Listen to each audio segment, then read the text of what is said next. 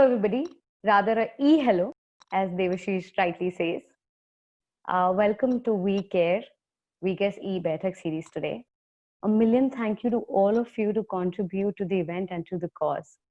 A heartfelt thank you from all of us on behalf of We Care. About the cause. So, three beautiful individuals right now are working tirelessly day in, day out in Bengal to provide relief at all fronts. They are Mona Lisa Banerjee, Samirul Islam, and Aritra Bhattacharya.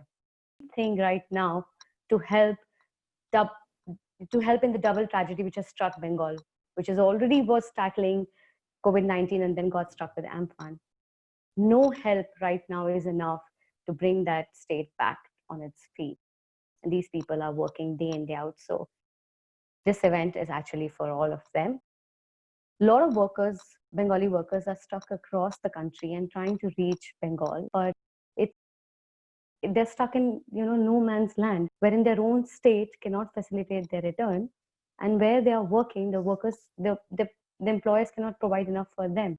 So these three people are working tirelessly for them, and they're working in Kolkata, rural Bengal, and even Sundarbans. So this is our small initiative to empower the three of them, and all proceeds will be equally divided and shared Mona Lisa, Aritra, and Samir. So thank you again for contributing this. A little about We Care. We Care is a group of utterly gorgeous people from across the country who've come together to form series of online events to support a lot of NGOs, activists, social activists, individuals, entities working for relief, food, transport, medical relief across the country. So we are doing that. So thank you on behalf of We Care. And so today, Kolkata meets Delhi in this conversation about cinema and migrant crisis, which seeks to find place at an intersection between independent global Indian storytelling and whole irony of being called migrant within the Indian jurisdiction. What does it even mean to be called a migrant in your own country? And author and critique Jay Arjun Singh and filmmaker Devashish Makhija will speak about the current unfolding tragedy of workers in our country and how this has always been the heart of Devashish's films and stories, even before COVID-19 had laid bare these fractures which already existed in our fragile urban social fabric. So allow me to welcome Jay Arjun Singh. He's an independent writer and critique. Some of his notable books include The World of Rishikesh Mukherjee, which won the Mami Excellence in Writing of Cinema Award, Jaane Bhi Do Yaaro, Seriously Funny since 1983, and the anthology of popcorn essayists, What Movies Do to Writers. He's conducted a lot of workshops in several colleges and universities, and most of them can be read on his cultural blog, which is called Jabberwock. About Devashish Makhija, he's a filmmaker. Some of his feature films include Unga, Aji starring Sushma Deshpande, Abhishek Banerjee, Bhosle starring Manoj Bajpayee, some of short films like Agli Baar, Tandav, Elaichi, and he's also penned a lot of short stories, anthology, 2 children's books, and a book on graphic poetry. Regarding any questions, you may please put them in the Q&A box. We'll take them towards the end of the session. And over to you, Jay and Devashish. Thank you so much for doing this for us. Thank you. Thanks so much, Nia. Hi, Devashish. Hi, Jay. Hi, Nia. Yeah, thanks a lot for the introduction. Hello to everyone who's watching this, but who we can't see. It's a bit strange compared to a regular real world conversation where the audience is in front of us. But let's get started with this, and I assume someone will let us know if there's a problem with the sound or anything like that. Now, Devashish is someone whose work and personal integrity I've admired for a very long time. And Devashish, as we've discussed before, your work has encompassed so many different forms, from very short films to feature-length films, from short stories to tiny tales. And we'll talk about all of that in a while. But let's start by discussing the main topic for today's cinema and migrant crises, with a special emphasis on your latest feature-length film, Bhosle. it still hasn't had a theatrical release, but it has played at a few film festivals, and it's a film that I personally loved for so many reasons. One of which is that you can't be a distracted or an impatient viewer when you're watching a film like Bhosle. The film does not allow that. It's a demanding film. It respects the viewer, as all of your work does. It requires a lot of concentration and investment on the viewer's part, and it's all the more rewarding for that. For those of our listeners who haven't seen the film, I imagine many of you, the plot can really be summarized in these terms. An elderly policeman, Bhosle, played by Manoj Bajpayee, lives in a small crumbling room in a chawl where there are increasing tensions between the Marathi Manus and the newcomers, the Biharis who have recently come to Maharashtra to work and live. Now, Bhosle has his own problems. He's a melancholy man, but he finds himself caught up in this battle. On the one side, there's the local bully, Vilas, who wants to maintain dominance over the migrants. And on the other side, there's a young boy and his sister who move in next to Bhosle and gradually become a sort of surrogate family to this lonely old man. And that's how the film plays out. Now, put in those terms, this also starts to sound like a very conventional narrative-driven film. It isn't. It plays out in a much more complex way. It's about the creation of mood as much as it is about the unfolding of plot. We'll talk about that in a while. But Devashish, I thought perhaps just to, before we start talking, perhaps you could play a little teaser of the film for those of us who haven't seen it yet. I believe you have one of those. I have two. I'll play them back to back. Okay, great. So let's play those first and then get talking.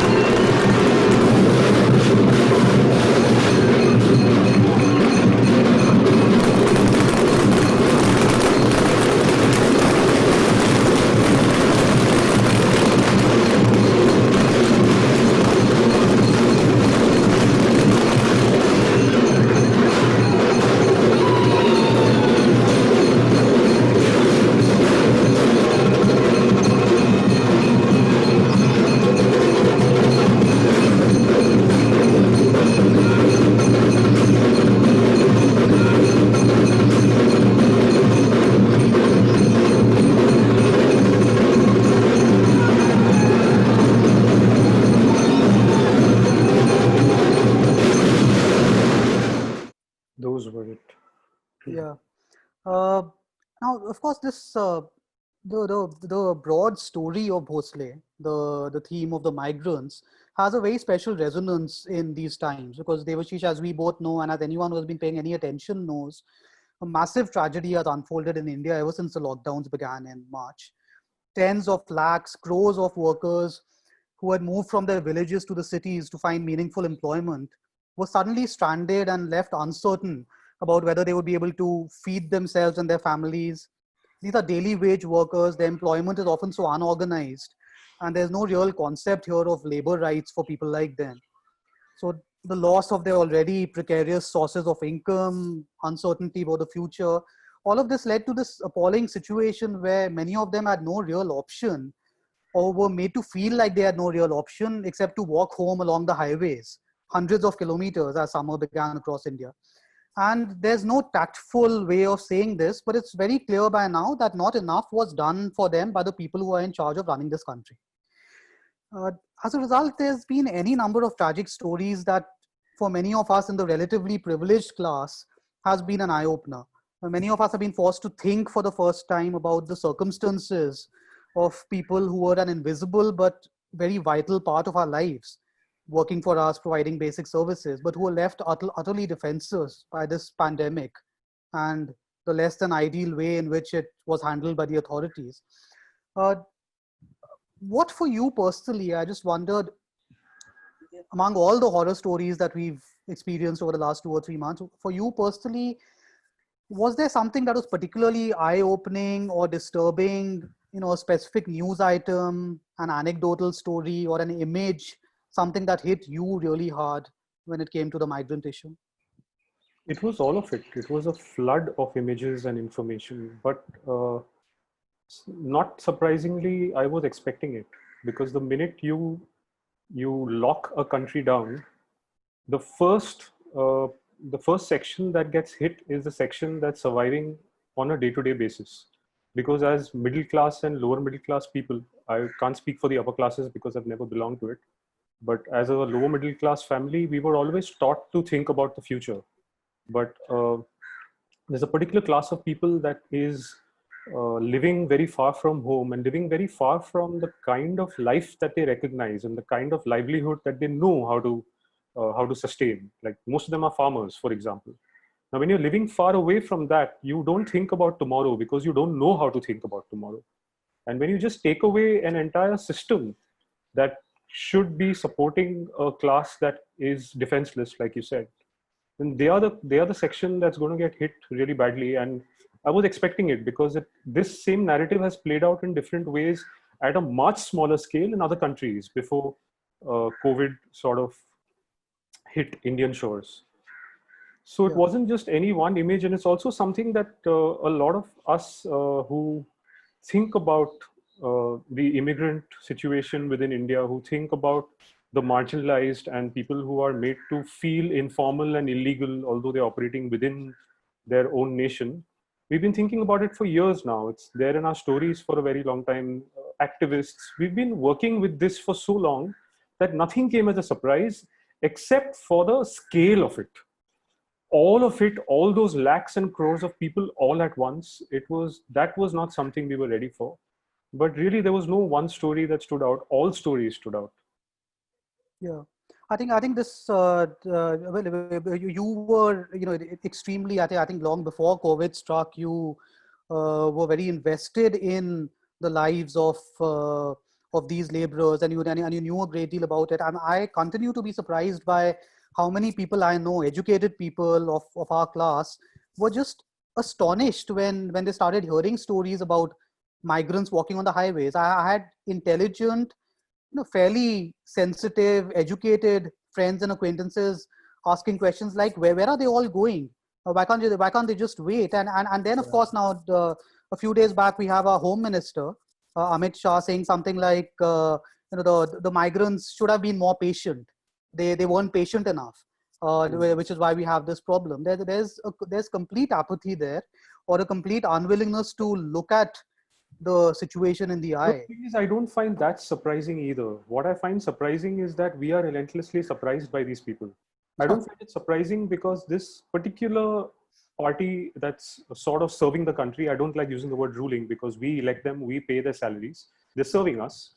This particular party has made no bones about the fact where their allegiance lies. They have never bothered about people below a certain class. Even when we were told to bang our thalis, we were told to bang our thalis at our windows. How many people even live in buildings to have windows? And balconies. Yeah, they were not even addressing a big swath of our nation. So nothing is surprising anymore. Yeah. What is really surprising is this. Again, I'll just point out this one thing. We use the word, and I'm not holding this against us. Even I use it a lot. We use this word educated and feel that it's synonymous with sensitive. It's not. No. There is a certain an irony inherent in our education system. When we are educated, we are not taught to think about people, below our classes or living beyond that small spectrum of life the way we see it. We are not taught to think about those things. So I don't think I think educated is the problem.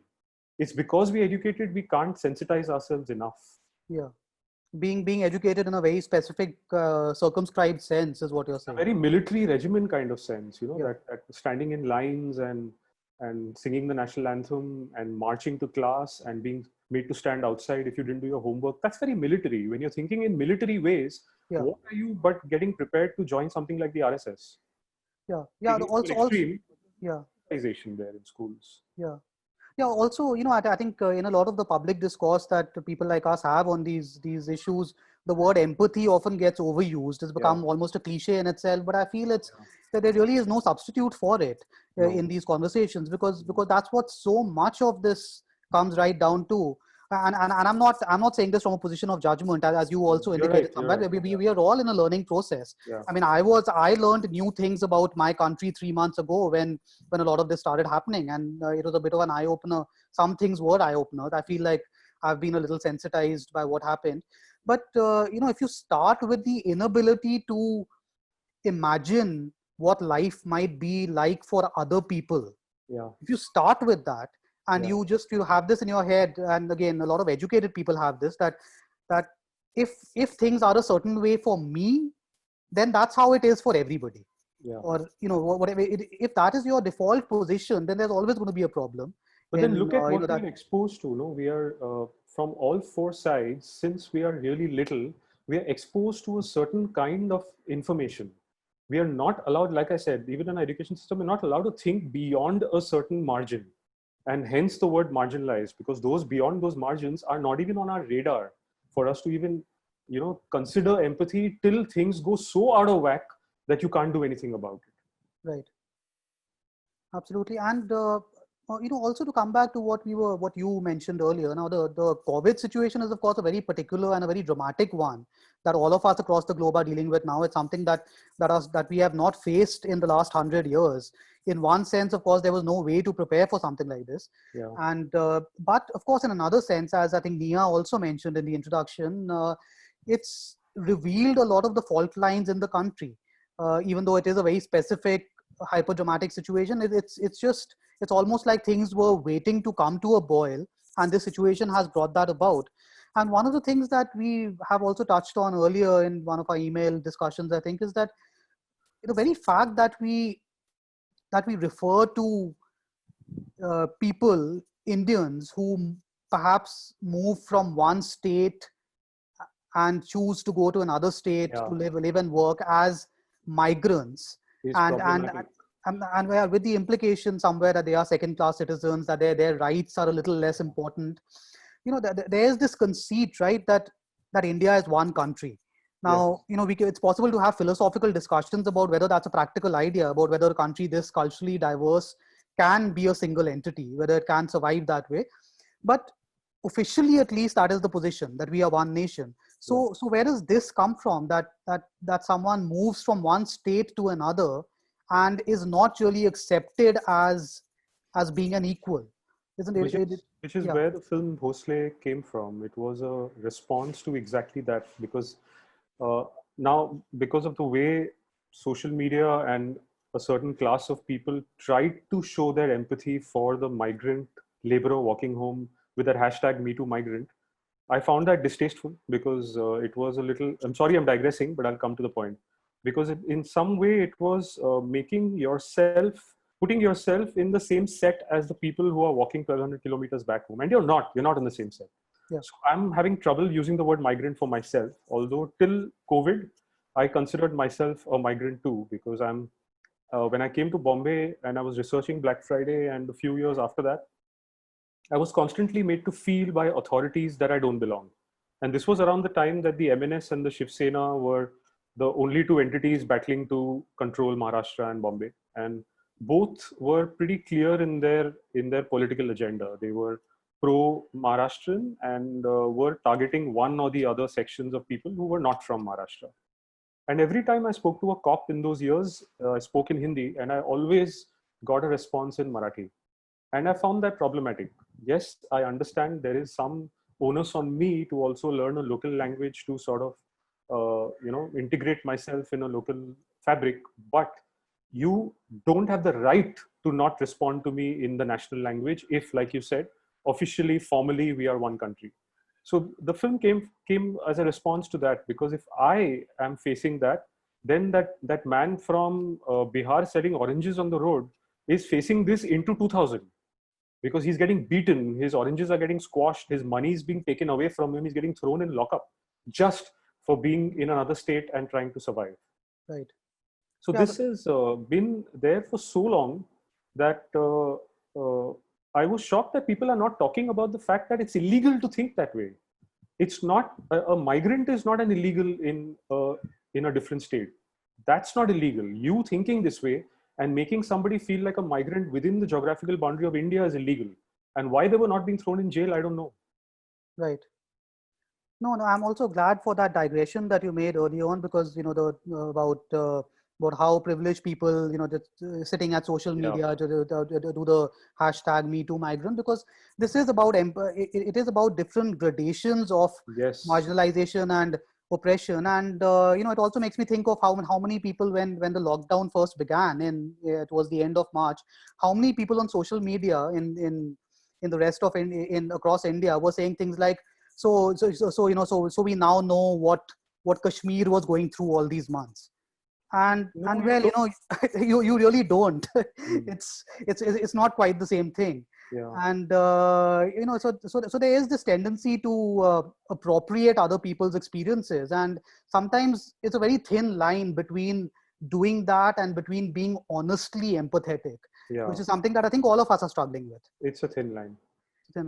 Now, as you mentioned, but I was actually just going to ask you how Bhosle came about, but you've partly answered that question already. What I did want to know, though, was it took a long time for the film to get made eventually. I know that. Yes. And you and Manoj Bajpayee were discussing it quite early on. I'm so glad that it got made finally, more or less the way that the two of you wanted it to be made, because he's fantastic in it. It's one of his finest performances, even though he has very few speaking lines. Yeah, he has 17 lines in the whole film. 17 lines and very often and very few full sentences even. Yeah, sorry, not lines. Just 17 times that he opens his mouth and says a word or two words. Oh wow, yeah. And he's still so good, and it works so well for the character and for the film. But I know that it took you time to get around to making it, and in between you did something very interesting, and this is something that someone like you, who enjoys dabbling across many different forms, could do successfully. You and Manoj Bajpayee made this wonderful 11 or 12 minute long film called Tandav, which came out 4 or 5 years ago, and he plays a cop in that as well, a cop with a different name, but it's just about possible to imagine that same fellow becoming Bhosle 20 or 30 years down the line. Yes.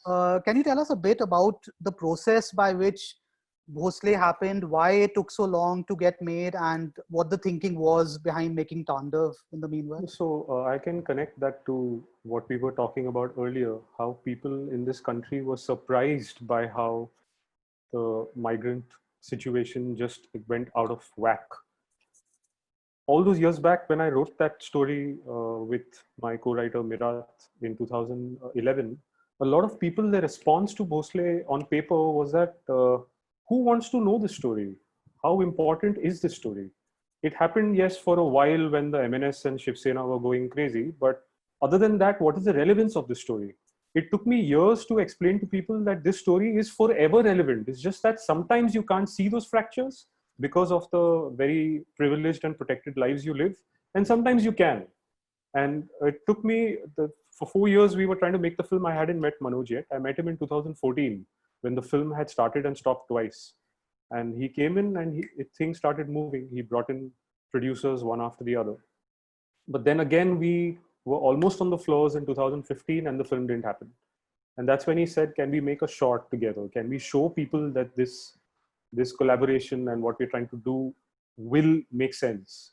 So that short sort of opened up the floodgates and it helped us make the feature. But like I was saying, that people weren't seeing the point of the story for a very long time.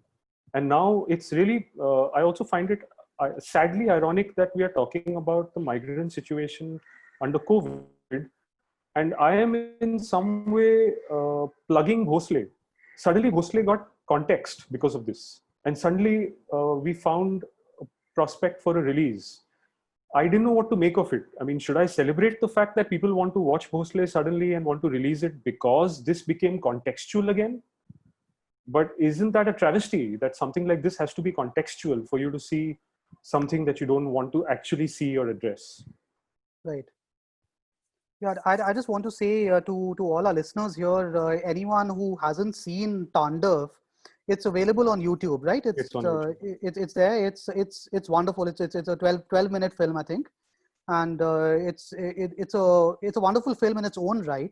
I think I remember reading an interview that you did, Devashish, where you said something along the lines of you know, each form is an end to its unto itself for you. You don't see a short film as a stepping stone towards making a feature film. You see it as they treat something, an entity in itself. Differently in this country. I mean, they're constantly seen. Even when I'm going around trying to raise money for shorts, I just shot 2 shorts early this year, but I shot it mostly with my own money, with a little support from other independent entities, because nobody wants to make shorts unless you're a youngster trying to prove yourself.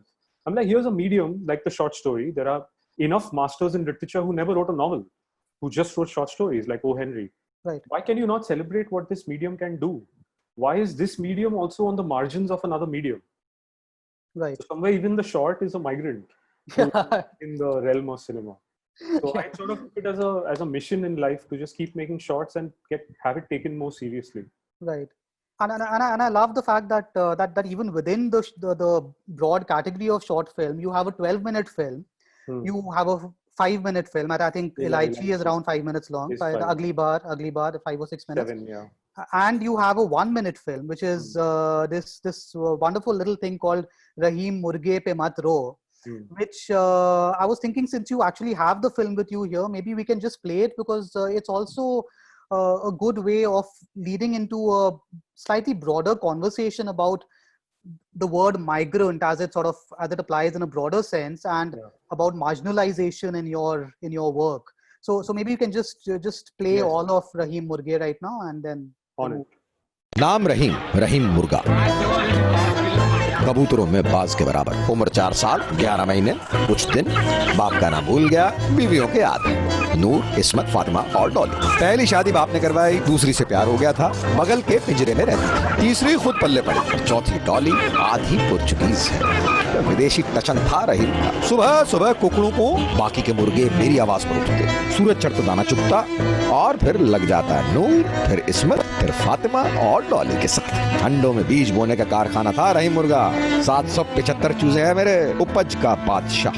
ये मेरा हलाल होते दिख रहा है आपको? कहते थे कि दर्द जबरदस्त होगा। अरे घंटा, एक पिंजरे में जिंदगी भर बैठे रहने के बाद ऐसे जाना झटके में जाने से तो बेहतर। पैर और पर बिंदास हिलाए, नाचा, थपथपाया, चीखा, चिल्लाया और लंबी तान के सो गया। रहीम मुर्गा खुश है, रहीम मुर्गे पे मत रो। Yeah, so I just feel like, just in that 1 minute, it just encapsulates so much of your work and your attitude to your work. It's a dark, hard-hitting film, very difficult to watch. It's also blackly funny. It's got all of those qualities, and it's got this anger underneath it. Even under that apparently the droll tone that you use, it's got a lot of anger underneath it, and. I feel like, it's now the metaphor. If you look at it from the content point of view, the metaphor here is quite obvious. It's there for anyone to see. But I think also feel like it calls out to all sorts of marginalization or exploitation or oppression. I mean, I can completely see, someone who's into animal welfare, for instance, just choosing to see Rahim Murga purely as a murga. A lot of people saw it at that very surface level, but I would say a lot more. Well, but I would actually, I wouldn't even call it a surface level. I think it's as valid as the metaphorical level is in some ways, and depending on what the subjects are that resonate with you most, and this is something that I've experienced with pretty much any work of yours that I've encountered, either your short stories or your films. And if you could just come back to Bhosle for a bit, one of the questions that comes to mind is, what are the many ways of being a migrant? Now, we've been discussing the very specific way, but then there's also a sense in which Bhosle, the character Bhosle himself, despite on the face of it being a fairly privileged man in the context of the Marathi Manus versus Bihari migrant conversation, because he's Maharashtrian, he's an elderly man who's worked as a cop, he's very respected in his chawl, but despite that, he's also a migrant in perhaps a different sense, or an outsider in perhaps a different sense. Would you like to elaborate on that a bit?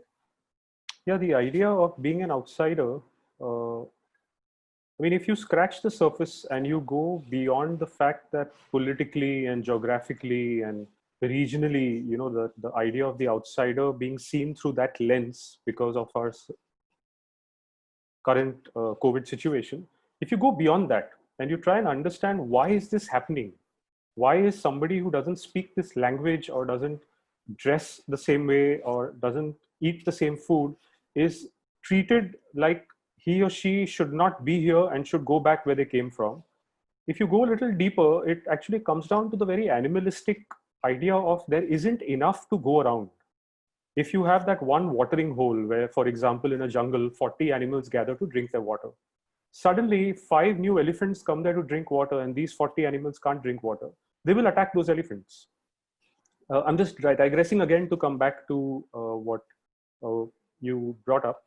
But just to make my point, this digression, in Bhosle, there was a scene that we proceeded to remove much early on. That it was a little on the nose, but there are 3 cops in Bhosle. There's Bhosle, the young man who has replaced him as a constable because he's just been retired, and the sub-inspector, inspector who they report to. So this young guy who's just joined is a bit of a pro kind of Maharashtrian politics and insider outsider. He's on the inside, he's pro that politics. So one day he's taking a jibe at some of the Biharis who live in Bhosle's chawl. And the senior cop, he sort of stops him right there and he throws a statistic at him. And this statistic is true. It came from research.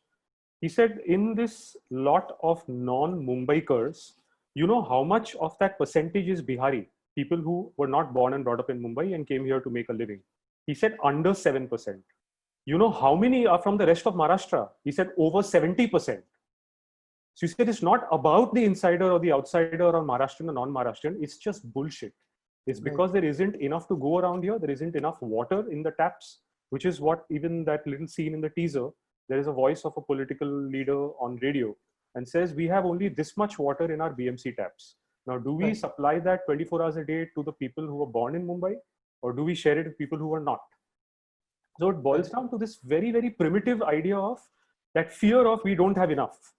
So why should we allow those people to come and take a share of this? Coming back to the COVID crisis, the first thing that we all thought when Modi said at 8 p.m. that at 12 a.m. there's going to be a lockdown, middle class and upper middle class people ran like zombie mobs to malls to get supplies.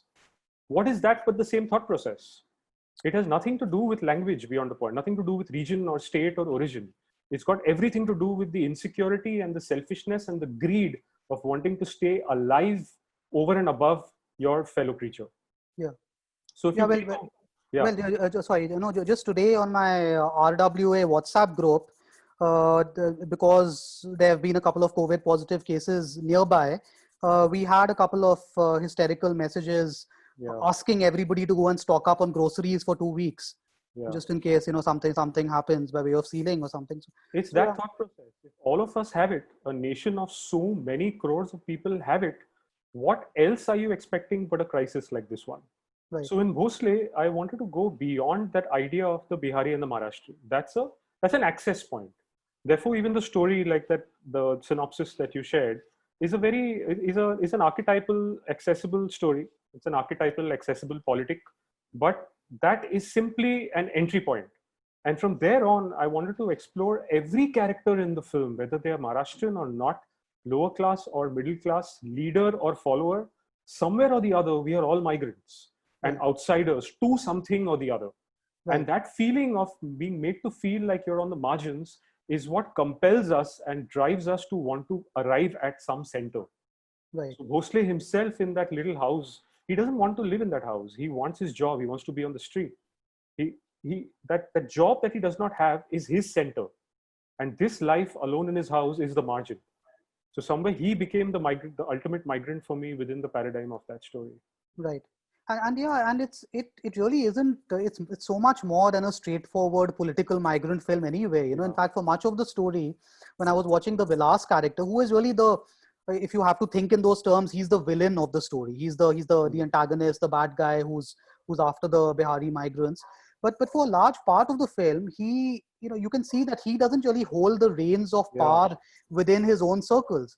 He's constantly seen as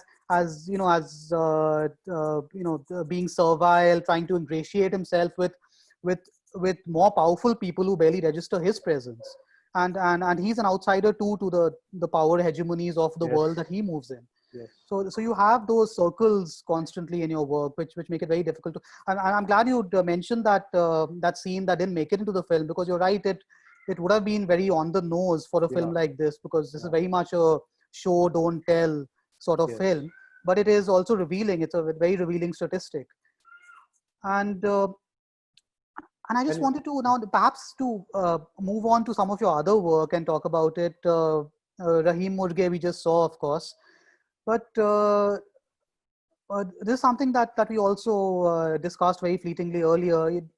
Even in your work that isn't explicitly political, like take a relatively playful short film like Elaichi, which is a droll sort of film about a woman who's being irritated by her husband's ghost who's hanging around the house. Now, even here, I think you told me that you saw this as being about a form of marginalization as well in some way. Yeah. No, again, I didn't know this. See, this kind of hyper awareness is not there when you're making something. Right. Over the years of my stuff not getting made, I started trying to study my own preoccupations, also to try and not repeat myself, because I've seen a lot of filmmakers who don't reflect on what they've made.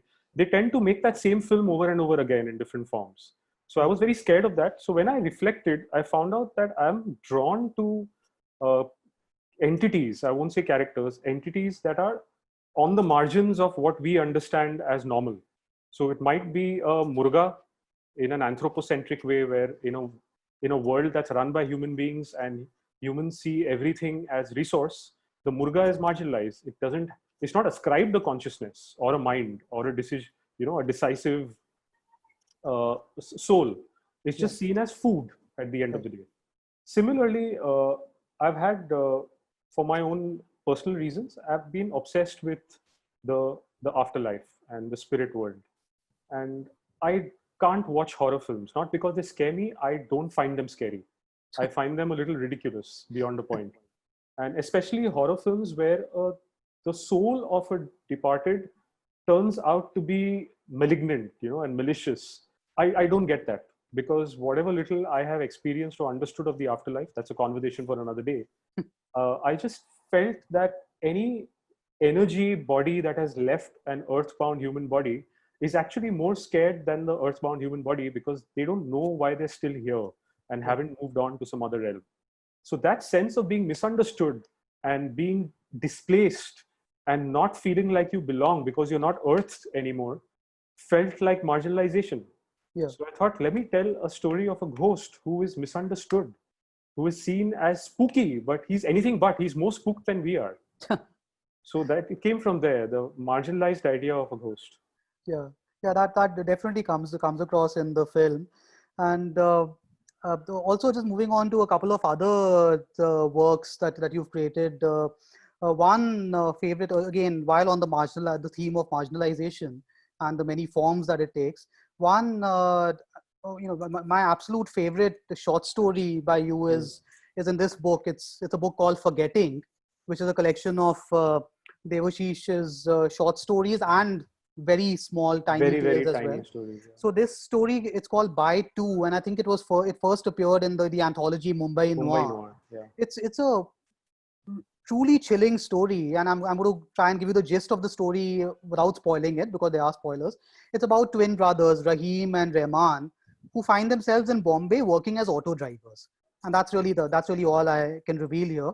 There are twists and turns. It's a very cinematic story also. In fact, I wanted to ask you when is it going to be made into a film? Because it needs to No, be made into a film. the 49 stories in the book, over 30 of them were first films. And because my films were not getting made for so many years, I Right. turned them all into short stories because I knew a time will come when the Yeah. web space will only do adaptations. Yeah. And I'm trying very hard to, the script is ready. The script was ready before the short story.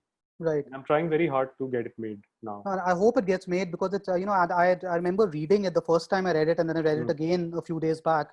I could just picture it unfolding. It's so cinematic in that sense. And in fact, the first time I read it, I was thinking if it had been made 10 or 12 years ago, you could just see someone like Nawazuddin Siddiqui. Nawaz was attached to it in 2013.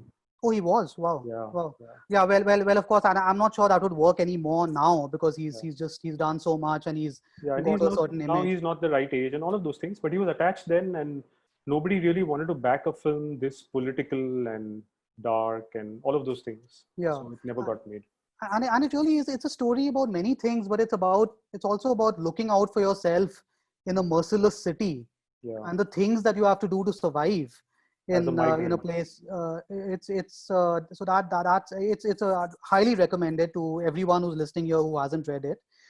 And the other and your feature film Ajji, which we discussed last year, exactly a year ago, and which is again such a dark, such a hard-hitting film. Should I show something before we continue? Yeah, sure. So there's a 90-second trailer that we cut, which was not released. It's an unreleased trailer. This is Ajji? Ajji, yeah.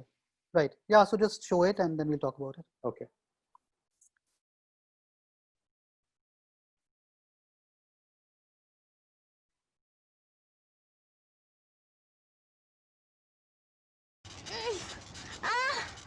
आभाळ पेलते पंखावरी आजी पापांना घरटे प्रिय भारी चोचीने चोचीत घास घ्यावा पिल्लाचा हळूच पापा घ्यावा पप्पा सांगा कुणाचे पप्पा माझ्या पिल्लूचे मम्मी सांगा कुणाची मम्मी माझ्या पिल्लूची इवल्या घरट्यात चिमणा चिमणी राहतात चिमणा चिमणी अनुभवती चिमणी पिल्लही चिवचिवती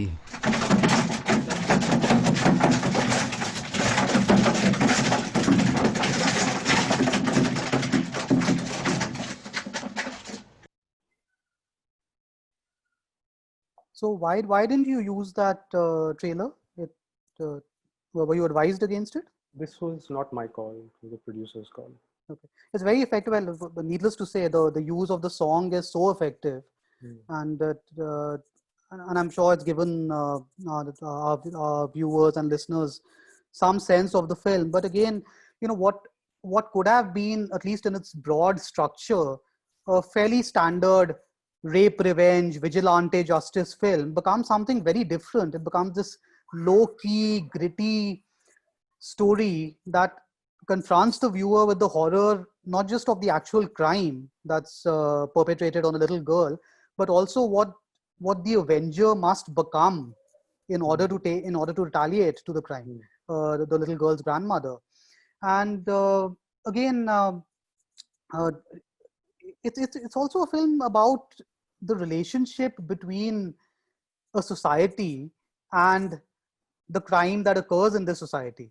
So, for instance, there is an early scene right at the start of the film. I think there's a scene where a cop has come to the family of the girl who has been raped, and he's bullying them around. And at one point, he tells them something like "Tum log illegal ho," which is such a telling way of it. Also harks back to what you were talking about earlier about the concept of illegality.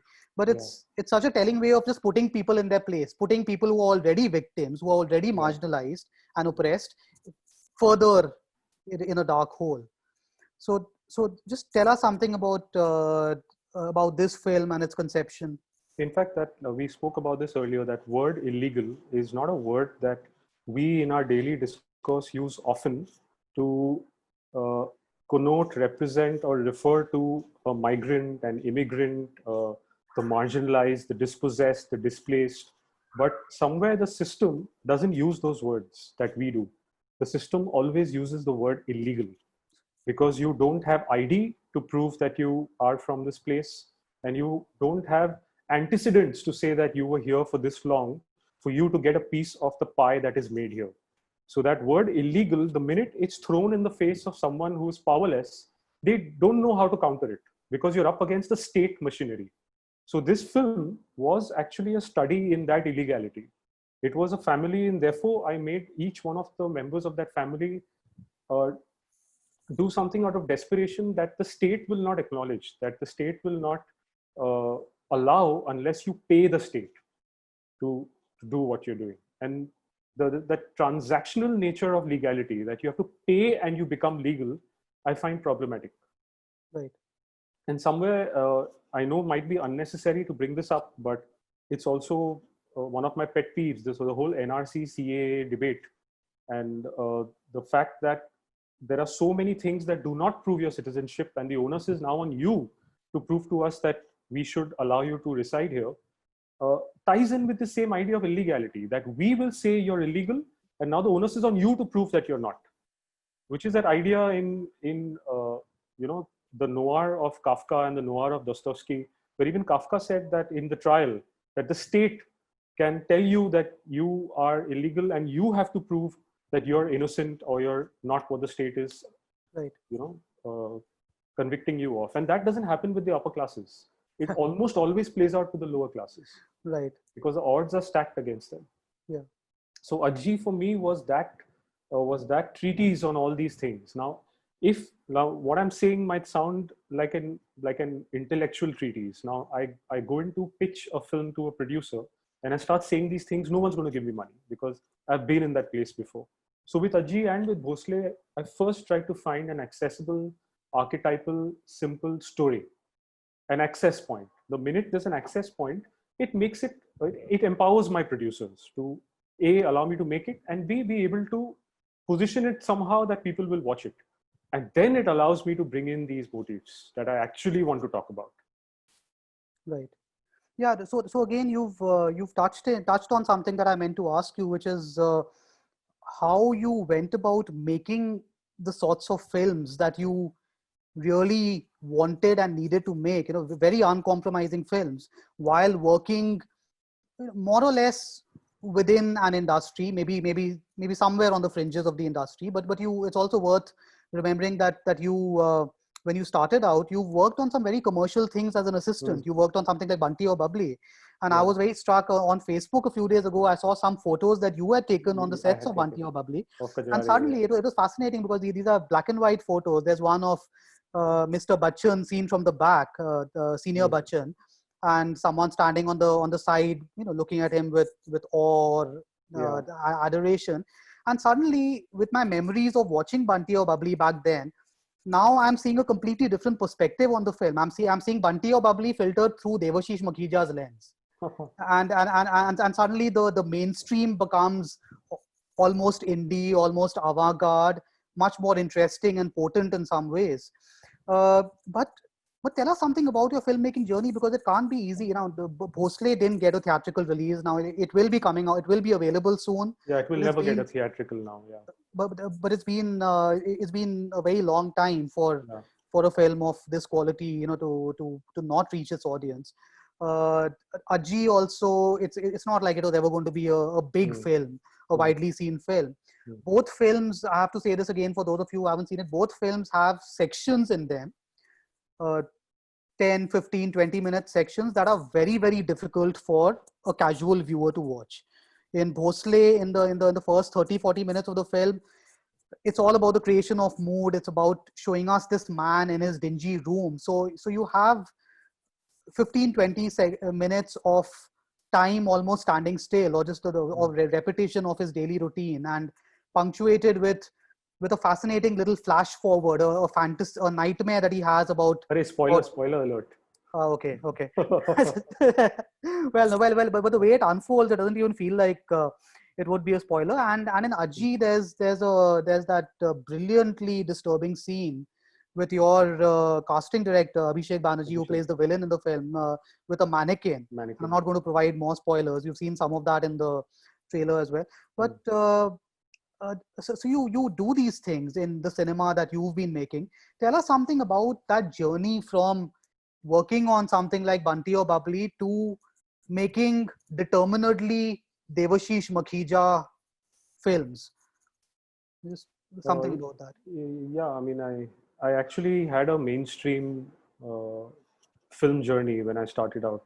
Although I did first work on Black Friday, but then after Bunty or Bubbly, Jaideep Sahni and Aditya Chopra gave me my first big break.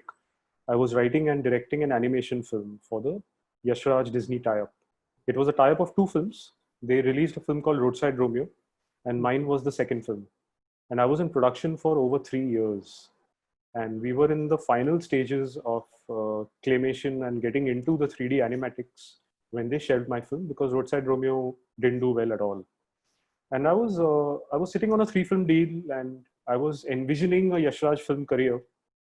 And when this happened, I just I don't know what happened to me, but there was a lot of rage inside that you can't take 3 years of my life and then make a decision like not make my film, because you don't come to Bombay knowing that films get shelved. It's only when you spend time here you realize that, okay, it's not easy to see a film from 0 to 100. Anytime between 1 and 99, your film can get shelved.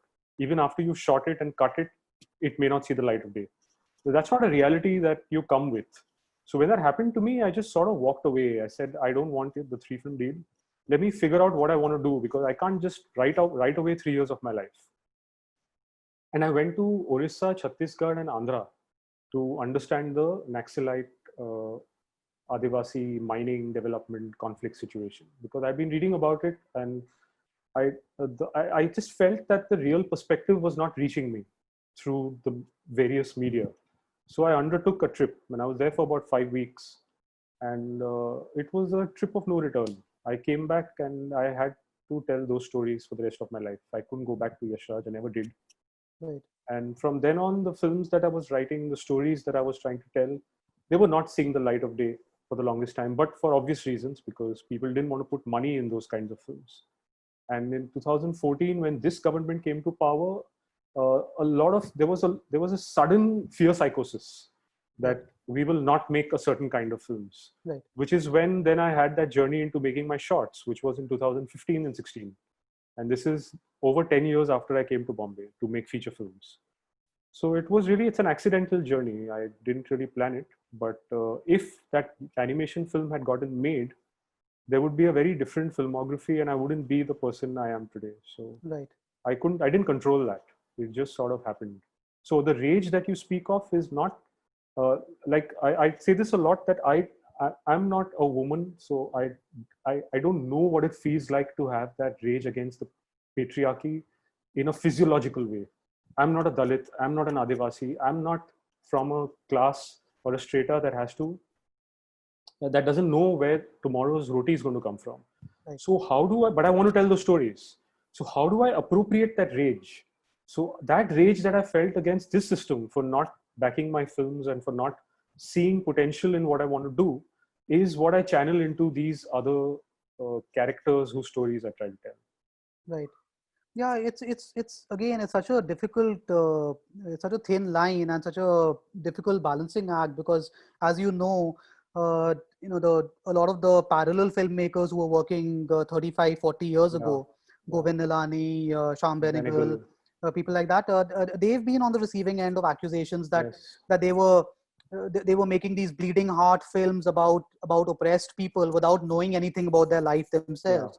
And I think that sort of allegation is always liable to come your way, no matter how much sincerity and how much integrity you put into your work. And artists. at one point, I don't grudge the section that accuses you of that. I'll give you an Right. example.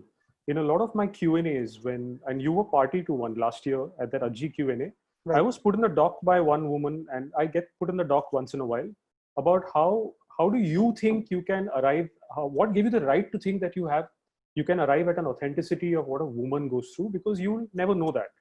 Right. And I don't grudge that person that point, because somewhere, say for example, a Muslim right now, what a Muslim is facing under this particular regime.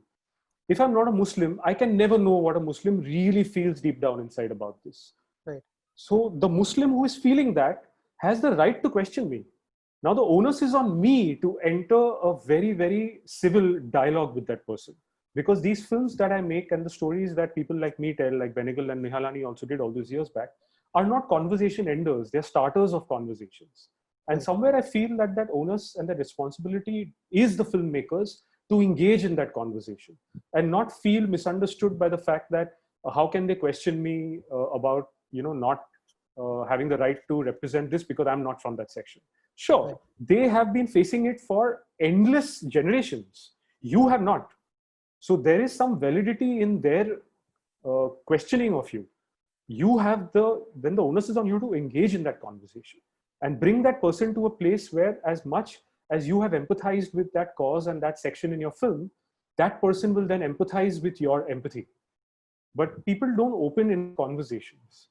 Right. Even last year with that particular lady who asked me this question, we had a dialogue, and that was a protracted dialogue about why I made the choices I made despite me being not being a woman, and Right. why maybe I have the right, but if you think I don't, okay, but there's a dialogue to be had here. There's no full stop after that sentence. Right.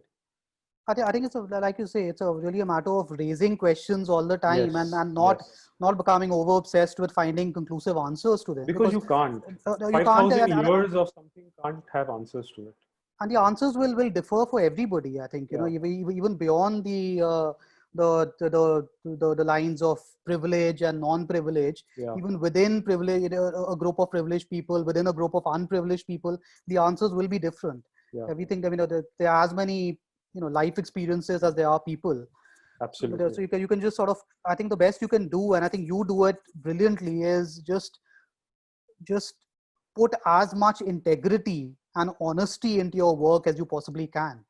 I think that's the important thing. And I think what I try to do is raise those questions without filters, because you can raise questions, but given, say, for example, COVID, right now, the whole planet, each and every one of us is facing the same fear and insecurity. It's just a matter of degree. We might face it a little less than someone who's earning less than us, but everybody's facing it. Yeah. Now, how do you ensure that when you're raising question, that question will even drive home? You raise it without filters. Don't try and pad it anymore. Don't try and cushion your questions anymore, because everybody is facing the same thing to some degree or the other. Right. I also, a related question, and this is something I know we're not supposed to be saying anything that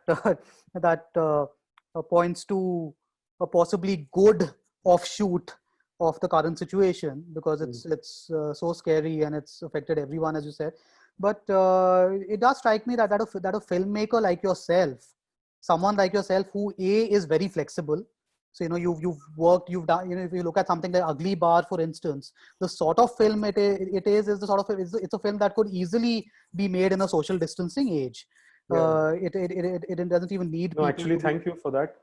Currently, a lot of young filmmakers are sending me their short films that they've shot. They've shot lockdown films. Yeah. They ask me, what do you think? And I've not been able to respond, because every second film is Ugly Bar.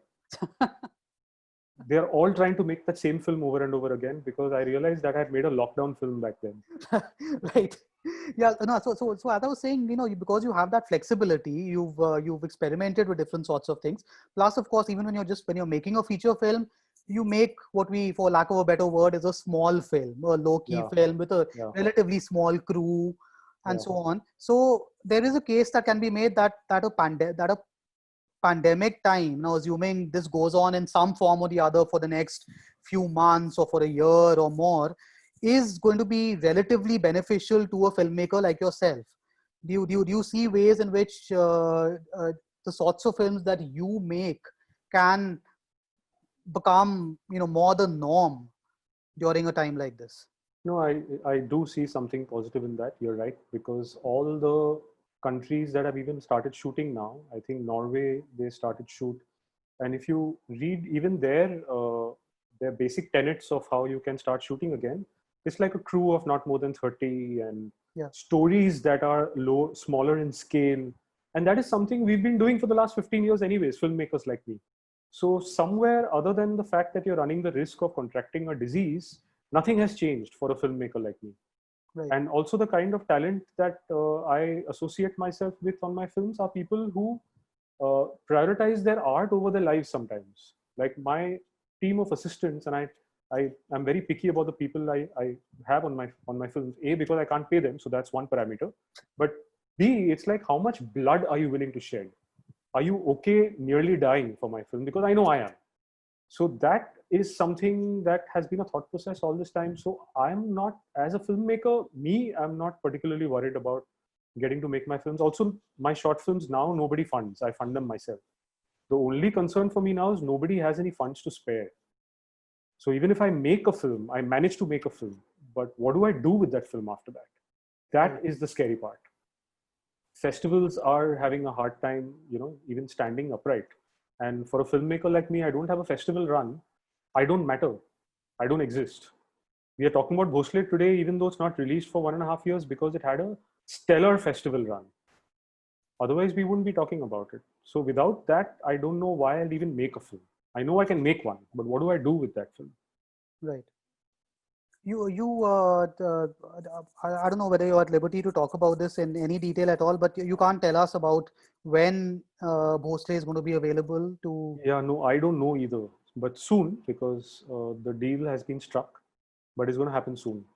Right. Hopefully by the end of this month, or latest by early next month.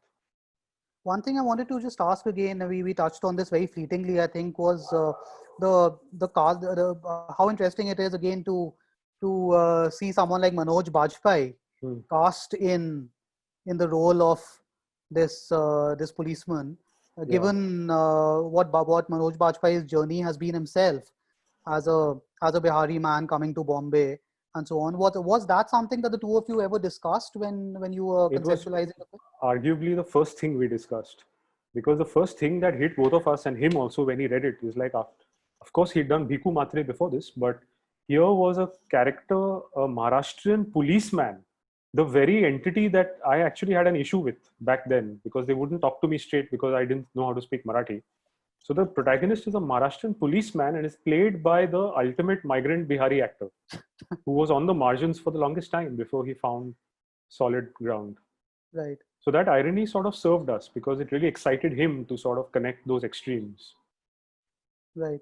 Yeah. So and of course he one of the big moments in his one of the iconic moments in his career was standing and saying Mumbai ka King Khan, yeah. as Bhiku Matre. And in fact, the writer Amitava Kumar wrote a very nice piece, a very nice essay about becoming interested in Manoj Bajpayee in Satya, because Amitava was a Bihari himself and was just intrigued by how this man ended up in Bombay playing a role like this. And I'm sure he'd be very interested in seeing Bhosle as well. Just a few other things that struck me. I mean, it may or may not really fit in very well, very organically in this conversation we are having. But some things, having watched Ajji and Bhosle more or less back to back, one of the motifs that I saw in these two films was that you seem to have this interest in statues, which then which start off as being blank slates, but then by being adorned or designed in some way or constructed in some way or treated in some way, become almost like vehicles for the fulfillment of people's fantasies. So in Bhosle there's a very striking opening sequence where you intercut between Bhosle taking off his uniform and putting on his regular clothes on his last day of work with a Ganesh statue for the festival coming into existence. And in Ajji, of course, there's that creepy scene with the mannequin where she becomes an objectified woman by this man who's a rapist. Is that something? Is that the sort of subtextual analysis you want to get into, or is it something you think about as being a part, a motif in your artistic process? So I've never connected this till you just did, and I find it fascinating the way you read into those two. But I did think about why the mannequin, and I think now when I think about it, that same sort of thought process holds for the Ganpati idol. So with the mannequin, because yes, there are a lot of layers that I'm trying to build into my story. Sometimes some transfer to the viewer, some don't. But when I'm creating layers, if every layer is literal, then then the film starts becoming too much to assimilate. But if the successive layers start becoming symbolic, they become symbolism and metaphoric, then it's easier to assimilate. Like in Ajji, quite obviously that mannequin was symbolic for the woman. Because I did not want to show a little girl or a woman being raped in that film. Because I believe that out there in the world, no matter how depraved you make the sexual act in your film, even if you keep it off screen, to some extent, there will be that one person out there who might get off on it.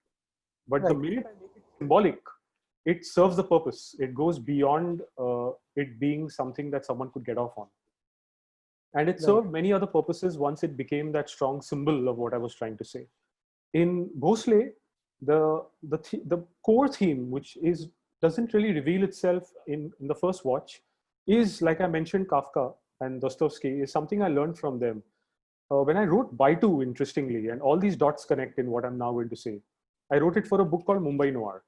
And for years before that, I was sort of abstaining from writing crime noir stories, because what I understood of crime noir was those very typical tropes that American black and white crime noir has. You know, that the street light and the hat and all of those things, and the femme fatale, and I was like, that's a very romantic notion of crime, and that it pads the truth, and I'm not interested in it. I enjoy watching or reading it. I don't want to create it. But when I got a chance to be in Mumbai Noir, I really wanted to write a crime noir story, but not one that people would recognize as archetypal crime noir. So I trawled the net to understand what really is crime noir. What does the word really philosophically mean? And there was an essay I found that connected the idea at the heart of crime noir with the idea at the heart of Kafka and Dostoevsky's work. And he defined crime noir as the death of God, where God represents a collective morality. Right. And in a state like ours right now, when morality dies and a vigilante group can beat someone to death as a lynch mob and not be taken to task for it, when that dies, a God has died. And that is crime noir, because crime festers in the death of God. So what I learned on Baitu, I sort of implemented in Bhosle. I wanted to use this Ganpati as a symbol of a God that we set up, that we create, construct, we bedeck, we worship, and then by the end, that God decays and just becomes that same soil that you made it out of. Right. It becomes symbolic for the death of God. Yeah. No. That's very well put, I think, and I think it is also, it's just that imagery of the Visarjan and what the statue will eventually become. I think it's and intercut with scenes in both films again, or available in Bhosle definitely, where you have frenzied worshippers dancing around. It speaks a great deal to the nature of our relationship with our deities. Yeah. And so I was thinking maybe we can, Nia, if you're listening to this, do we need to start taking questions at this point? We should, I think. Hi. Over to you. Hi. So the first question is from Sweta Shri. This question is for Dev. Are you thinking of a film on CA and RC of dispossession now or later? I was thinking of it for the last 6, 8, 10 months, but it's not in my hands. I need someone to give me money to make it. So I don't know. Are you writing something right now, Dev? Right now, in the last right now? 2 months, I've not been able to write a word. Zero. Writing has stopped making sense to me. In fact, going back to a question that Jay asked earlier, I don't think I see any merit in making a film right now, because it's just nothing's making sense. But the fact that I need to be out there trying to help in whatever capacity I can. But yes, CA NRC is definitely on the agenda the minute I can get a chance to. What are the Everybody chances who's of a listening. film? Sorry. What are the chances of a film like that ever making it to an audience while the current regime is? You know, interestingly, now, given that, I mean, the kind of films I make, if I make it a short film, if I make it a feature, the chances of it seeing the light of day are next to zero. But if I make it a short, the chances of finding its intended audience are fairly high if I play my cards right. But it's a long journey. It won't happen overnight. Like Ugly Bar was made in 2015, and it's suddenly finding relevance over the last year. When I made it back then, people thought I was over dramatizing things. ऐसे थोड़ी होता है. I said, just because तुमने नहीं देखा है, उसका ये मतलब नहीं कि ऐसे नहीं होता है. But अब जब हम देख रहे हैं, सबको लग रहा है कि यार ऐसे होता है. But ये 5 साल पहले हमने फिल्म में देखा था. So that is to actually point out to the point you had made, that people need to have the context, which is the sad part of it, to probably understand and appreciate cinema like that. I don't know, even that's a long discussion. I don't know what people need to have. Basically, we just need to have empathy for one another, and we will notice all these things.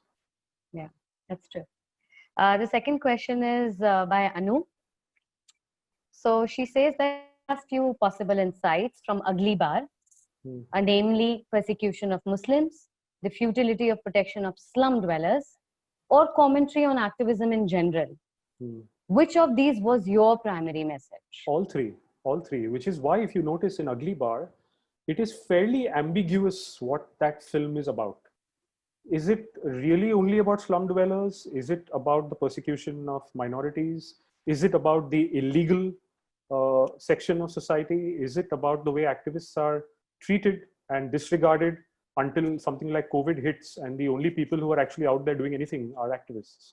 So it's about all those things, and therefore I've kept the film a little ambiguous so that you think about all these things, not just one of them. Okay.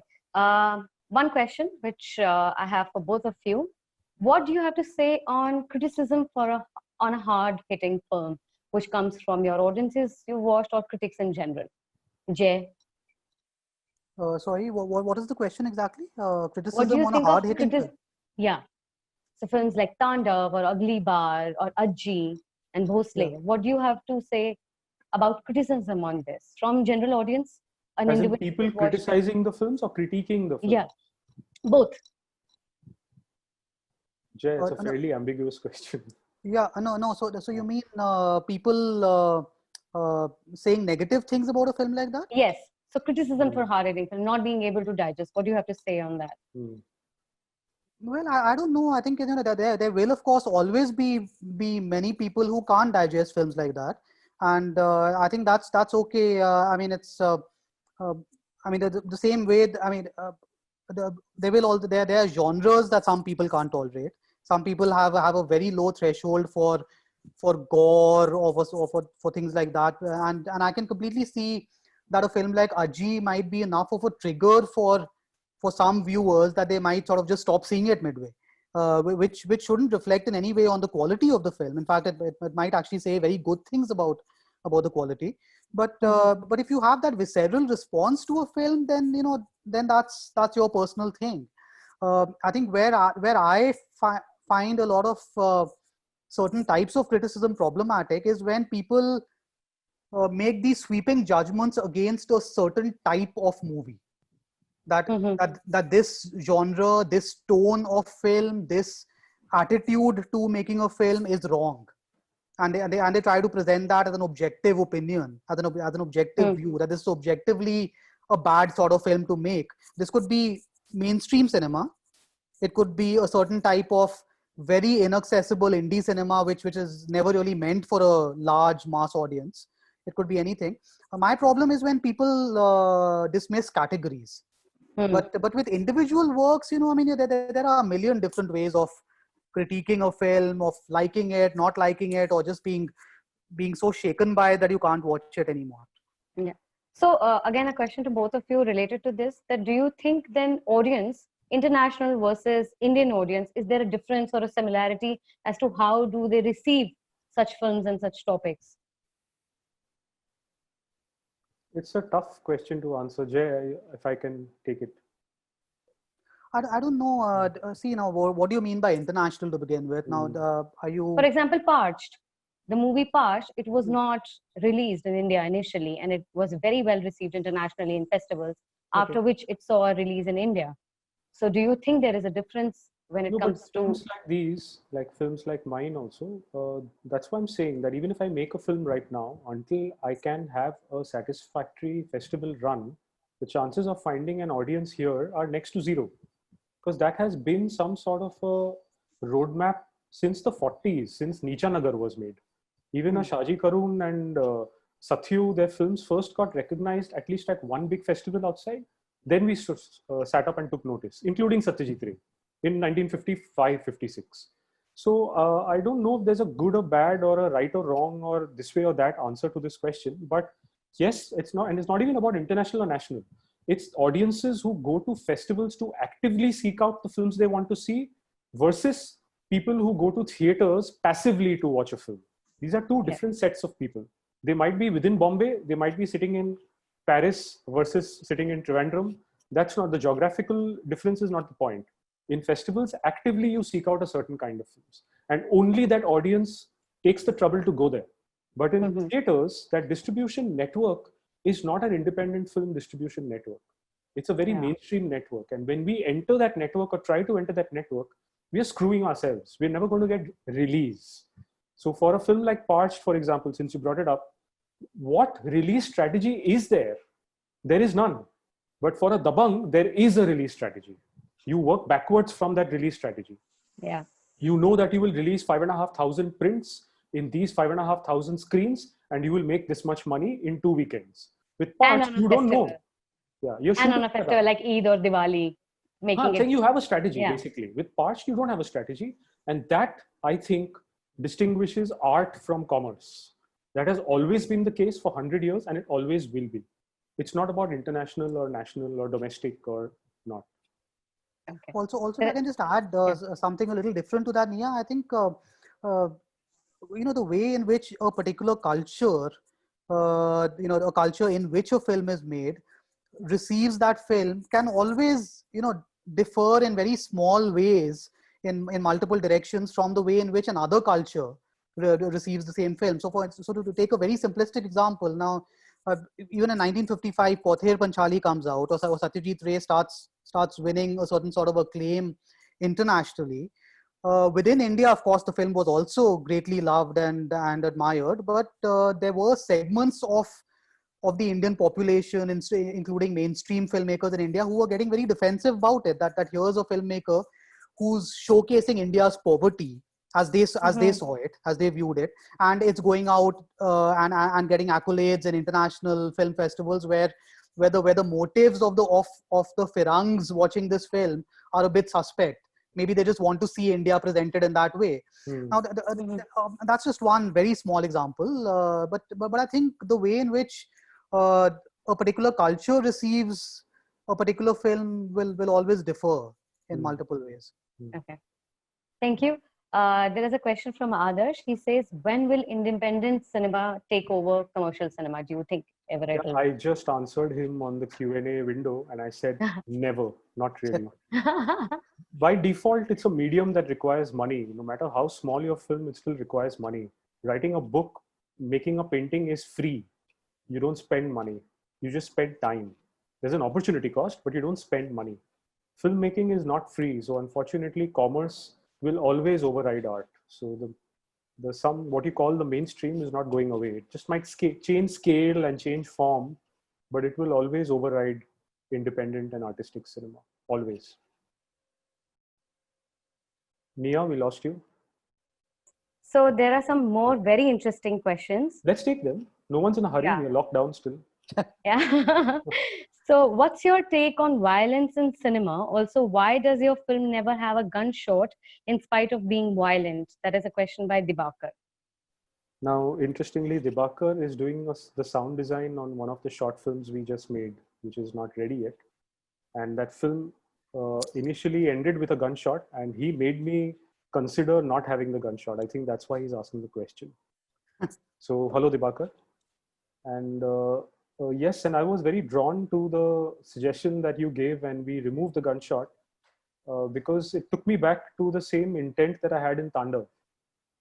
There is a slightly long answer. It might take 2-3 minutes, so bear with me. So there, especially in artistic cinema, if you see all the greats, you see their films, and even all the great writers or all the great oral storytellers, in great storytelling, you will see that the storyteller, although even if they decide to start their journey down a familiar road, they end up going down unfamiliar territory. They take you to places you've never been before. And it's really hard to do that, because the minute you set yourself up for a human journey, it has been done so many times before you in thousands of years of storytelling that as a human being, you tend to go down certain predictable paths. So I look at those paths as rivers. And what happens when you dam a river suddenly is that tributaries start forming, because the river still has to flow, right? It pushes, the water force pushes and finds new tributaries. Sometimes those first 5 tributaries also look predictable. Then you start damming those tributaries and new tributaries form that you may have never seen before. So for me in Tandav, not allowing him to fire that gun pushed me to think about, okay, that energy, that explosive rage inside him has not found release. How will it release? So I considered a lot of alternatives before I found the dance.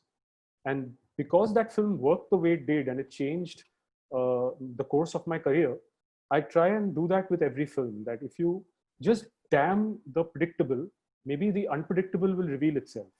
So even if a gun gets drawn in my films, it never gets fired. Because if it doesn't get fired, some other kind of violence will perpetuate or will reveal itself that you may never have seen before. And I'm interested in those new expressions of violence, because that really unsettles the viewer. And it probes, deeper than just a gunshot. I think if I could just add to that, I think also just thinking about Aji and Bhosle, the violence, the retaliatory violence in those films has to be intimate and personal, and it has to be messy. Yes. What the old woman does with the knife, what Bhosle does to Spoiler alert. Spoiler alert. Yeah. So, but it's but a gun would almost be too impersonal and too detached for the kind of film that you're making. Yeah. It would be that, yes, but also the kind of film is, you're saying that because now you're seeing the end product. But when I sit down with the seed idea, I don't know the kind of film I'm going to end up at. But I have rejected certain choices over time. Like the way Tarantino, for example, there are lots of things that Tarantino does that I really like. But the way he glorified the firing of a gun, you see a gun being fired, it's like watching someone smoke on screen. A youngster almost wants to emulate that. And I find that really dangerous, more dangerous than reading about somebody being shot. There is no responsibility being shown by the filmmaker in making that look so sexy. So I thought, what if I take the complete opposite stance and explore the unsexy? And for that, I had to take the gun away each time. So I think we should just take 2 more. Yeah. So there's this very interesting question.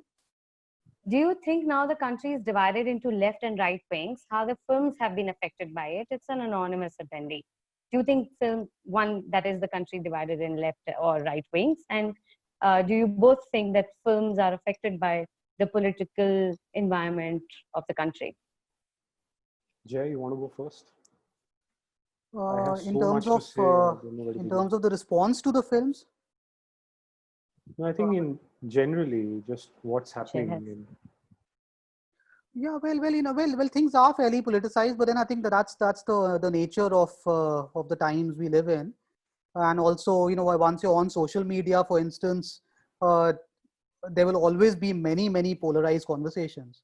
So I'm not going to say much about this, but one thing I do always find interesting and amusing as well is that many of the most interesting and nuanced films that get made find ways to offend people on both the left and the right. Yeah. And you see that a lot in conversations with each side claiming hurt feelings or claiming that the film is biased towards the other side. But there's a term for that also in the field of cognitive bias. It's called the hostile media effect, which is which basically says that while watching news presentation, for instance, uh, anyone who feels strongly about a particular issue will almost always feel that the presentation is biased in the opposite direction. And So Jay, interestingly, I see you face that a lot online because you have a stance on justice, you have a stance on fairness. But when a right winger or a left winger enters your comment thread, you tend to get attacked from both sides, and you're not allowed your perspective as someone who's being humanistic.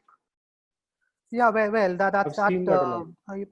I don't know. I can't really comment too much on that except to share this little amusing story about how I have recently been blocked on Facebook by someone, and this is not a troll. This is someone who I know to be a pretty intelligent, sensitive person, who blocked me after calling me a closet Islamophobe, which was pretty interesting. It was quite a revelation for me, and I have to also say that it did make me think a little bit about some of the things that I've been saying. But to whatever degree self-analysis is a useful thing, I feel like it was an unfair judgment.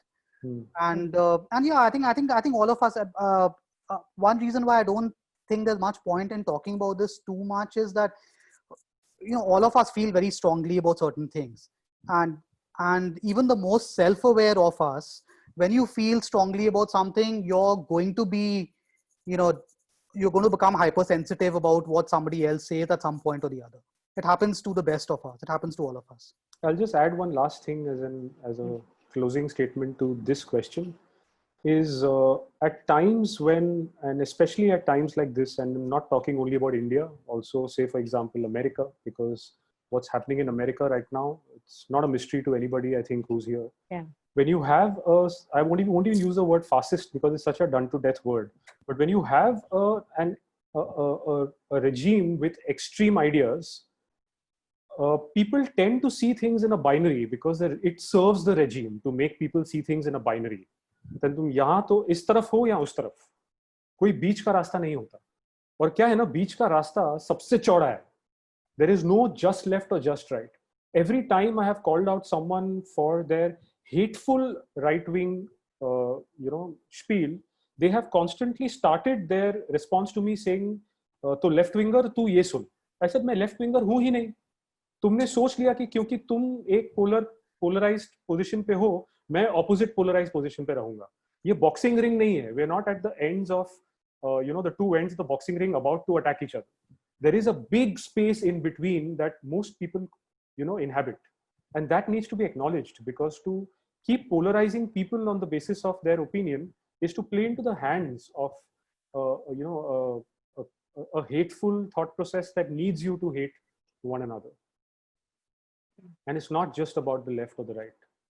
There is an entire body in between your left and right hand, and it's important to think about that middle space.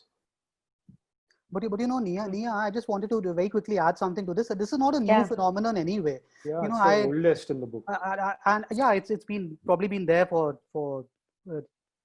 decades. But I was just thinking about this. There's a book about Bimal Roy, which was edited by his daughter Rinki Roy Bhattacharya, and Shyam Benegal has some very interesting thoughts about Bimal Roy in that book. And one interesting thing that Shyam Benegal says is that as a film student, as a film enthusiast in the 1950s, he used to watch these Bimal Roy films that are about burning subjects like untouchability, Sujata, or the plight of farmers, the plight of women, the unemployed. And he used to think that they're such, socially aware films. But then he used to read in journals of the time, there were people who, there were leftist people who were saying this film does not go far enough. It's too much of a compromise. It's too mainstream. Bimal Roy cops out. He doesn't take the argument as far as it should be taken. And without even, accounting for the possibility that what is being done is, you're trying to engage with issues in a somewhat nuanced way while operating within a somewhat friendly narrative storytelling format and trying to reach a largish audience. But really, I think Benegal had that insight in that book about Bimal Roy, and I think we see variants on that in many works by many artists. So what I understand from both your responses, both Devashish and your responses, is that this has always been there. this kind of critiquing each other's side and this biasness. But do you think that it has reached a kind of an extreme level right now, that the tolerance has the balance, the scales have like really shifted to one extreme end, wherein like, they've mentioned that there is this fear of certain kind of films not to be made. Let's not touch this. Let's not do this. Do you think it's an extreme right now with the current scenario? Clearly, it's not a nuanced discussion, this one. Clearly, there's intolerance, and clearly there's a fear psychosis. It's very palpable, and those who are in support of such stories not being told, or those who are in support of such stories being told, everybody feels that palpable energy. It's very, very obvious. No one's made any bones about it. Okay. When the troll armies come on Twitter and take the pants off somebody who tries to make an artistic statement that is anti-fascist, it's very clear. Nobody is confused about it. So We much all so know that it. it is reading the Just threats we don't also. say it in so many words. Like I was saying, these things need to be unfiltered and unpadded. Just say it like it is. It makes it so much easier to address these things instead of tiptoeing around it like you might hurt yourself. Also, if Will you're, hurt talking about if you're talking specifically about the current situation or the situation of the last few years, then when you have social media like Twitter, married to this fine job being done by the BJP's IT cell, for instance, over the last few years, in the realm of trolling, anyone who says even the most obvious or innocent the sort of thing that doesn't toe an official line, then of course obviously the impression one gets is that things are much worse than they would have been decades ago, when we didn't have this constant influx of social media and we didn't have this particular sort of government at the center. Yeah. I think that of course is an Okay. issue. So considering the time is short and we have few more questions to go, will it be possible for you, Jay and Dave, to leave your email ID so that, I can probably collate those questions and have them email back with your responses? Will it be No, possible? you know what we can do? I think this video is going to be uploaded on Movie Saints, Yeah. and it's a good time there because they have a chat room on Movie Saints. Okay, We can engage over there. Sure. That's the great. point of actually archiving this. Okay. My mail ID is on my website anyway. I'll just put it here again. Yes, on the chat box. But yeah, we had what Dave suggested. That's fine as well. I'll do both. As well as email to both of you. And yes, Movie Saints is a great channel. So yes, to all the attendees, this whole event is powered by Movie Saints. Thank you to Movie Saints and all people behind it for supporting us. And thank you to all of you for coming once again. Now it's time to introduce Mona Lisa and Aritra, who have been doing fantastic work on ground. And we are trying to raise funds for them. So let's welcome Aritra first. Hi, Aritra. Hi. Can we see you? Can you probably able your video? Let me just try. It's on the left-hand side. If you tap the screen. Yes. Yeah. Hi. Hi. Hi, Aritra. Yeah. The noise is actually coming from behind Aritra. So I think Yeah, there's right a now lot on of ground. background noise here. I'm in a marketplace. So do you want to say something to all our attendees and Dave and Jay? Is there anything you want to share about the good work you've been doing there tirelessly? Well, I was only able to hear a part of the conversation, and it was fascinating. And a big thank you to Jay and Devashish for making this happen, and for helping us who are working on the ground. This kind of connect is very, very crucial, because it's not just a connect between the filmmakers and critics and people who are working on the ground, but also the audience that has come in for this program. So a big thank you to all of them for being part of this. So tell us something little about your work. What exactly is the situation there, and what are you doing right now? Well, so I am primarily a journalist, and I've been going around the affected districts looking at the destruction. And the storm has happened and it has passed, but the real crisis in people's lives begins now. Because if you look at what had happened after Cyclone Aila in 2009, is a large number of people migrated out of the Sundarbans to work in other places, and that prospect is completely gone now. So on the one hand, there's livelihood crisis of not being able to go out and work, and on the other hand, in the Sundarbans itself, because flood water has inundated fields and fishing ponds. So no fishing and agriculture is going to be possible in that area for the next 2 to 3 years. So we are looking at a very, very long road to recovery where not just the government and administration, but also the civil society needs to be a part of the reconstruction in a very big way. Yeah. Okay. Thank you so much, Aritra. It's like a small initiative from our end to support the good work you've been doing. And thank you on behalf of WeCare and all the attendees for doing what you're doing. That's really great. Thank you so much. Thank you to all of you.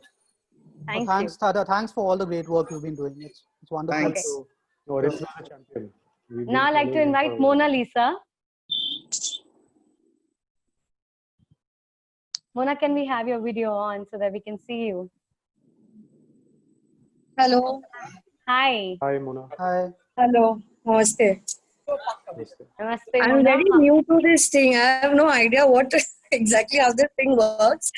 But anyway, You're doing good. You're doing very well. You're audible. We can see you. I hope you can hear us and we are I can see audible. everyone actually. I can see 4 people. Yeah, I can see Jay. I can see Devashish. I can see you. So Great. So how is the situation at your end? What are you working on right now? What other ways can we help you with, if there are any?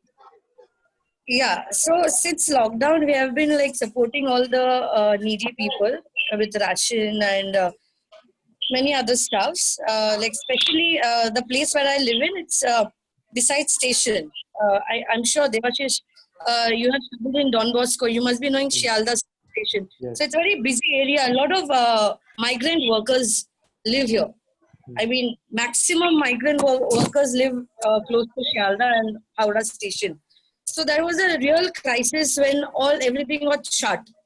And that's when the ration was very useful for them. So we provided a lot of ration to them till we sorted out with the buses. We initially, listed the names out to the government, proceeding how the government was, helping us to send them. But the West Bengal government actually didn't take any action. Sad to say. So finally, we arranged 3 buses from my locality. We have sent 120 people. And the day before yesterday, we have sent 14 people through train. So like this, we have been doing since lockdown has started. And for Sundarban, just a week before I visited, I've arranged 300 rations. In another group, there were 25 young people who also went.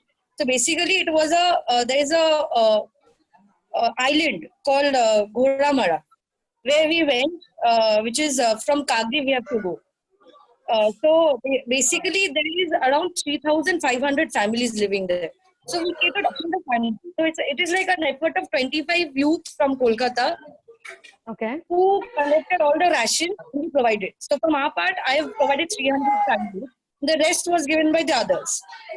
So now, on 10th, we are going more interior from Gosaba. There is a place from Gosaba where we have to go interiors more 1.5 hours.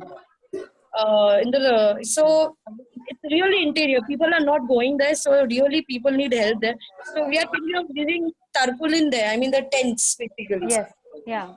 So we'll be going that side. Yeah. Thank you for doing great work that you've been doing, Mona, and we are really glad that whatever small way we can help. But if there are any ideas for which we can support you, If it's everybody's effort, small effort, actually, clubs together and we can do much. and this is just the beginning. Going around doesn't work. So I'm very thankful to Jay, Devashish, you, and of course Rajshri, who has actually introduced me to everyone here. So all wish to her, and she's been very kind. And thank you, Rajshri. Yeah. Thanks for all the brilliant work that you're Yes. doing. Just hearing Sorry? about this, Sorry, I can't hear you. Yeah. Hello? Can you hear me now? Hello? Yeah. Am I audible? can you hear otherwise, us? Devashish? Yes, you're audible. You're audible. It's just some Okay, connection problem on her end. Yeah. Yeah. Maybe. Mona, are you able to hear us? Yes. Yeah, no, I was just saying it's fantastic work, and for many of us, it's almost unimaginable to be doing things like this ourselves. It's humbling to even hear about it. So more power to you, and Thank thanks you. so much for everything you're doing. Thank you. Thank you. And this is just the beginning. We are looking at more If ways I to can, help all of you. if I can just butt in with one appeal. Yes, So please. one of the things that people desperately need in Sundarbans, the electricity network is completely destroyed, and I'm associated with this group called Bangla Sanskriti Mancho. So we have volunteers in almost every island. There's water coming in and going out. People desperately need torchlight. Tarpaulin has Right. still reached a lot of places, but there is no torchlight. So all of you who are listening into this show, if you know of any way in which we can procure torchlights, we can get torchlights to these places, we'll be very happy, because we have volunteers on the ground. So it will be a very, very big help for us if you are able to link us to Okay. people who might be able to help us in terms of We can get on this. We can get A on very this. specific action point. Yeah. Yes. Right. Thank you. And we also have Sameerul with us, who is able to join after the day-long entire ration work and delivery he's been doing. Ravi, can you patch Sameerul in, please?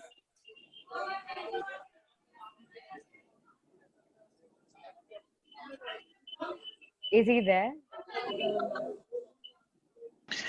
Yeah, everyone is on same tab right now. Carry on.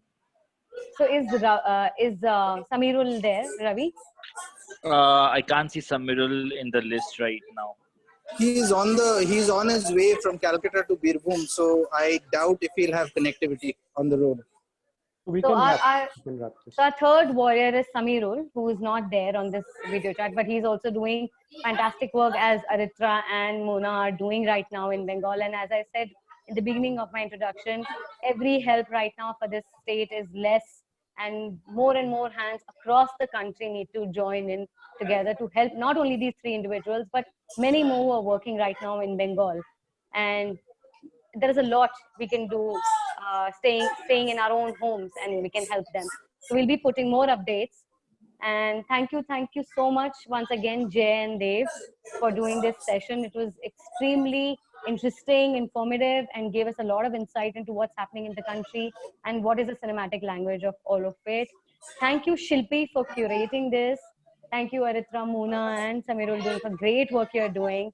And thank you to all the utterly gorgeous people behind WeCare supporting it. And we will be doing more and more events. We've taken this to our stride that we will continue to do this. And we are all together in all of it. So thank you for this evening. This event will be put up on Movie Saints. You can put up your questions for Dave and Jay over there as well as their email IDs, which I will be sharing. So thank you to all of you. Thank you. Thanks, Nia. Thank you. Bye-bye. Bye. Bye. Good night.